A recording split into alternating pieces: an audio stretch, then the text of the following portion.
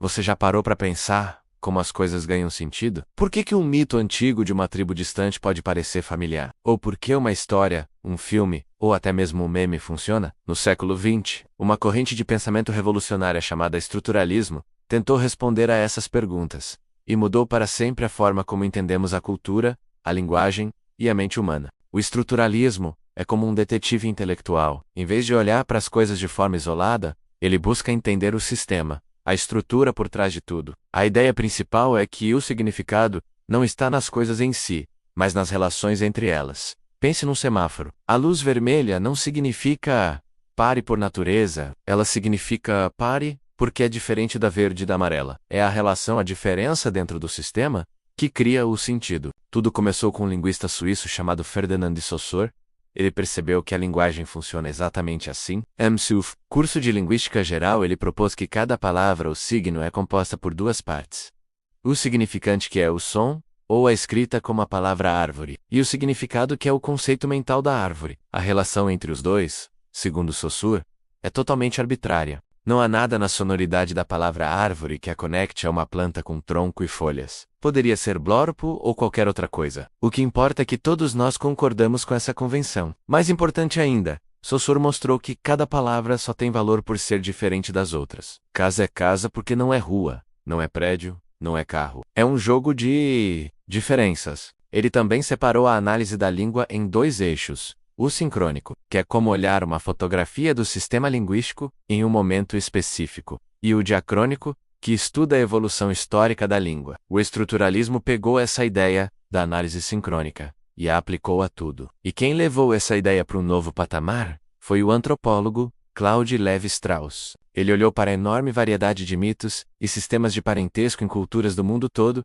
e se perguntou: existe uma lógica por baixo dessa aparente bagunça? A resposta dele foi um sonoro sim. Lévi-Strauss argumentou que, por trás das narrativas mais diversas, existem estruturas mentais universais, baseadas em oposições binárias, como cru e casido, natureza e cultura, vida e morte. Ele mostrou que o pensamento humano, seja em uma tribo indígena ou em uma sociedade moderna, funciona organizando o mundo a partir dessas estruturas. Não se trata de dizer que todas as culturas são iguais, mas sim que a mente humana usa as mesmas ferramentas lógicas para dar sentido à realidade. Com isso, ele revolucionou a antropologia, buscando as regras invisíveis que governam as culturas. Daí em diante, o estruturalismo se espalhou como um rastilho de pólvora. Na crítica literária, com gente como Roman Jakobson, o foco mudou.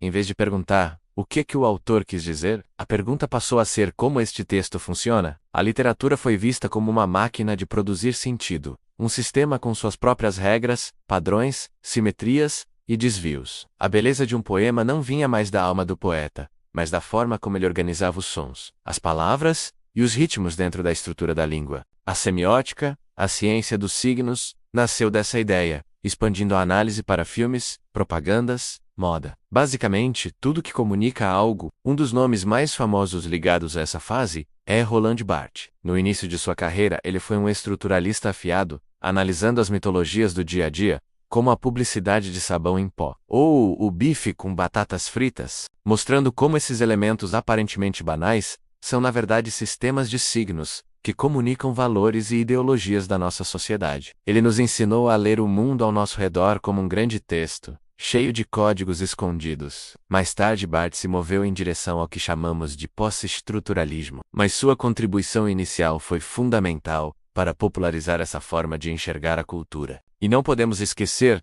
da psicanálise. Jacques Lacan, o famoso retornou a Freud, fez uma jogada genial. Ele uniu a psicanálise com as ideias de Saussure e Jacobson, declarando que o inconsciente é estruturado como uma linguagem. Para Lacan, nossos desejos, nossos traumas, nossos sintomas não são apenas sentimentos confusos dentro de nós. Eles são organizados por uma rede de significantes, uma lógica parecida com a da linguagem. Processos como a metáfora e a metonímia não seriam apenas figuras de linguagem, mas os próprios mecanismos do inconsciente. Isso transformou a prática psicanalítica, movendo o foco da busca por uma verdade interior para a análise da estrutura simbólica que nos constitui como sujeitos. Até mesmo historiadores e filósofos como Michel Foucault, em seus primeiros trabalhos, foram influenciados por essa sensibilidade estrutural. Foucault buscava entender as epistemes, As estruturas de conhecimento de uma época, as regras invisíveis, que determinam o que pode ser dito, pensado e conhecido em um determinado período histórico. Ele não olhava para a história como uma linha de grandes homens e grandes ideias,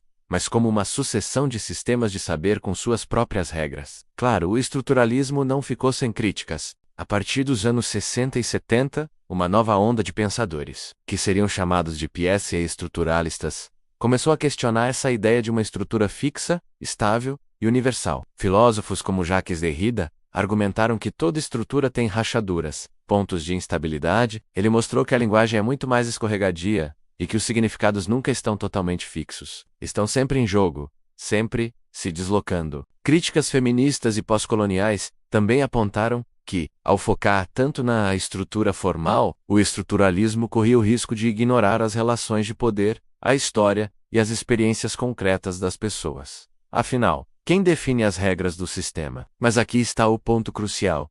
Mesmo sendo criticado e superado em certos aspectos, o legado do estruturalismo é inegável e continua vivo. Ele nos deixou um kit de ferramentas conceituais indispensável. Primeiro, a ideia de que as relações são mais importantes que os elementos isolados. Segundo, a busca por padrões que organizam a diversidade do mundo. Terceiro, o reconhecimento de que o sentido é criado pela diferença. E quarto, a aposta em modelos que nos permitem analisar a cultura de forma mais rigorosa. Hoje, essas ideias estão por toda parte. Mesmo que não usemos mais o rótulo estruturalista, elas estão na forma como a inteligência artificial processa a linguagem, na análise de redes sociais, na narratologia que estuda as estruturas de histórias em games e séries, e na semiótica que decodifica as novas mídias. No fim das contas, o estruturalismo foi mais do que uma teoria. Foi um estilo de pensamento. Ele nos ensinou a olhar para além da superfície, a procurar a gramática oculta, que organiza nosso mundo simbólico. As teorias que vieram depois não o apagaram, mas dialogaram com ele, forçando-o a se refinar. A estrutura pode não ser um destino inevitável, como alguns críticos temiam, mas continua sendo uma ferramenta analítica poderosa para descrever, criticar e, acima de tudo, compreender a complexa teia de significados que chamamos de vida humana. Obrigado por assistir. Se você gostou de mergulhar nesse universo de ideias, não se esqueça de curtir o vídeo, se inscrever no canal e ativar as notificações para não perder os próximos 8 Maze.